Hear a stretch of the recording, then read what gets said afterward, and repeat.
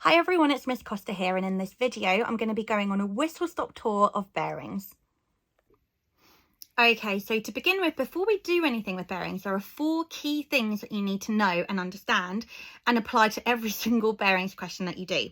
So the first thing is that we always measure bearings from due north, okay? So like whatever you're given, you're always going to draw a north sign, and you're going to start from there. And the reason we do this is because bearings are used in navigation, things like that. We always need a same starting point so that everyone can be kind of on the same page. So you always measure from due north.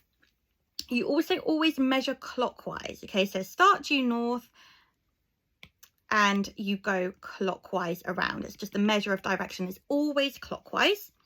And a bearing also has to have 3 figures. So if you measure the angle and it's 8 degrees, you're going to write that as 008, because, you know, like say you're using it in the olden days when, you know, you communicated and you said your little ship bearing and you were like 8, and some, you know, you might not hear, you might be like, is that 88? Is that 8? Is that 80? So you say 008. So you hear the 3 digits, so you know exactly what it is, so no kind of accidents or miscommunications can occur.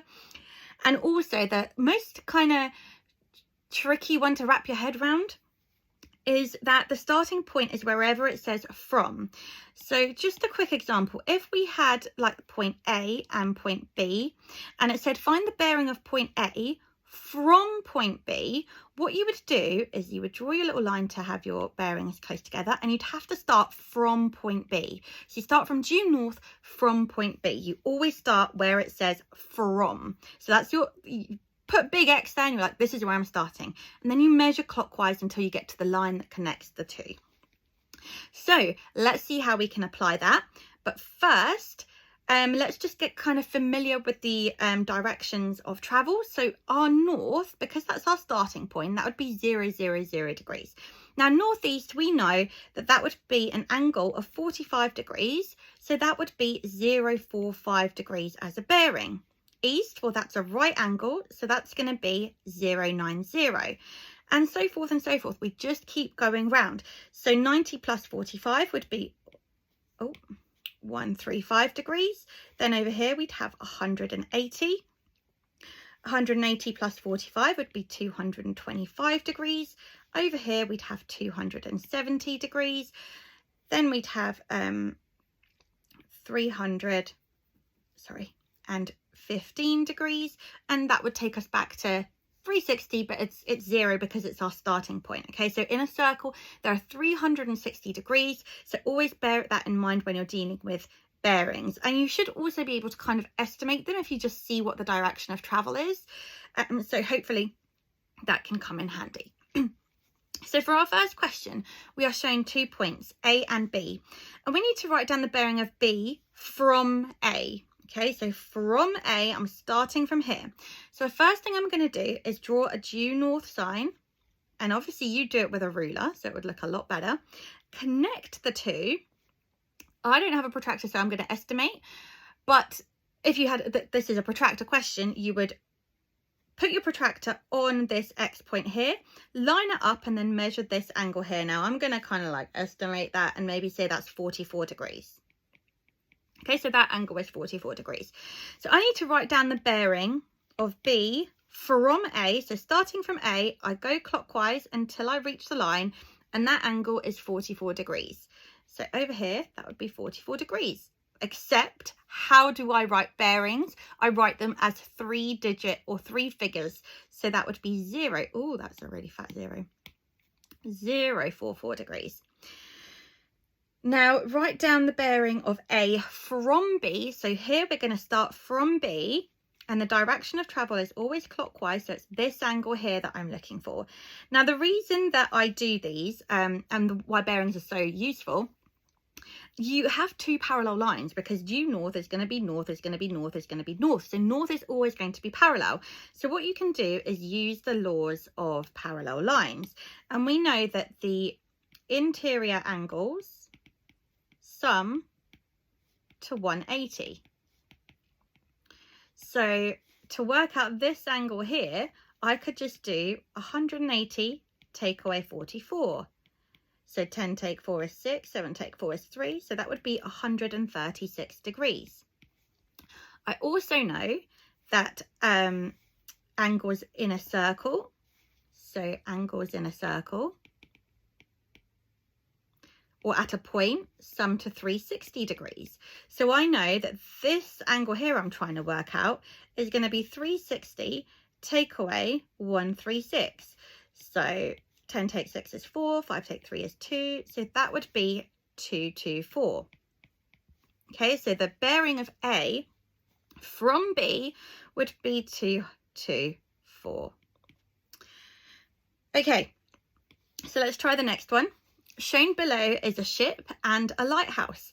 I need to write down the bearing of L from S. So this is nice because it's kind of already given to you. So the bearing of L from S would be 041 degrees. Don't forget that bearings are always 3 digits. And the reason is you start from north, you go clockwise till you hit the line. That's 41 degrees. They've already given you that angle.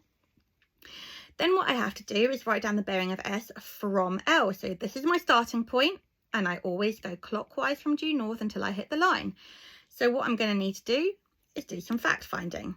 Well, I know these are parallel lines, so I can work out this angle here. So 180 take 41 would give me 139. And then I know that angle is at a point, sum to 360. So I do 360 take 139. So 10 take 9 is 1, 2, 2. So this angle here would be 221 degrees. Therefore, the bearing would be 221 degrees.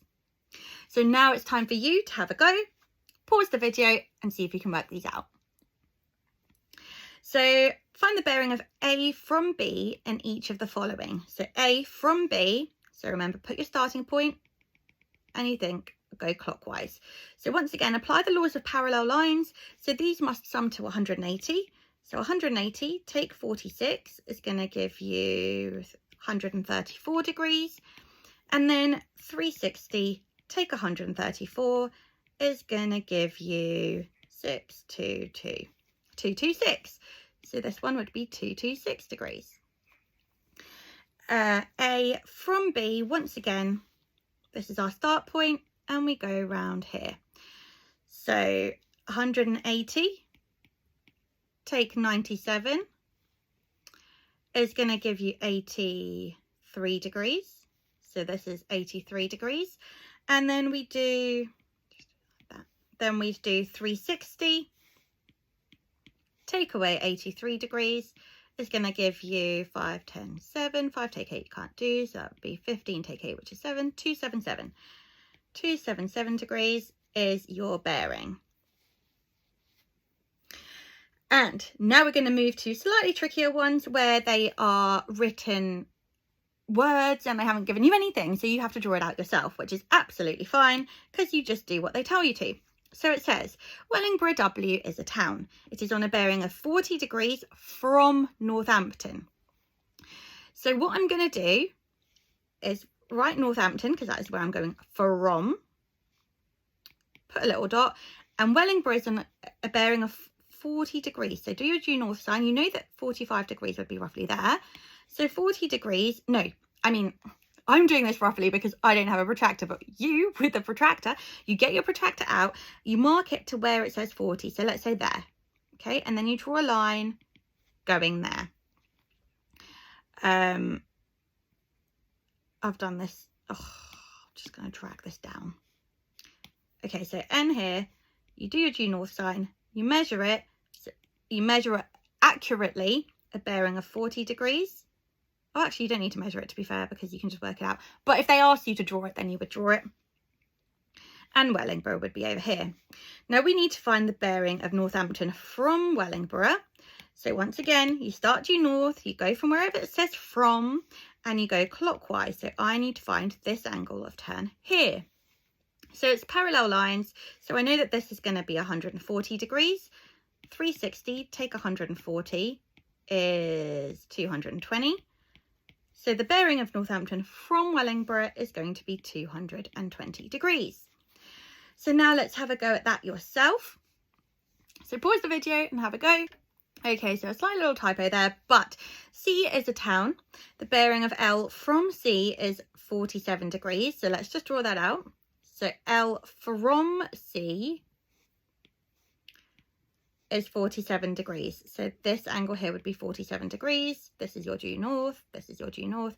And I need to find the bearing of C from L. So I start from here and I need to find this angle here. So I've got 180, take 47 is going to give you 133 degrees, which is this angle here. And then 360, take 133 is 7227. So that would just be 227 degrees. And the next one, M is a city. The bearing of M from S, so S can be here, and M would be here because it's a kind of a big angle. So the bearing of M from S is 230 degrees. Find the bearing of S from M. So this is the angle that I'm looking for. So that's 230, 360, take 230 is going to give you 30 degrees. So I know that this angle here is 30. And 180, take 30 is 150. So therefore, the bearing of S from M is going to be 150 degrees.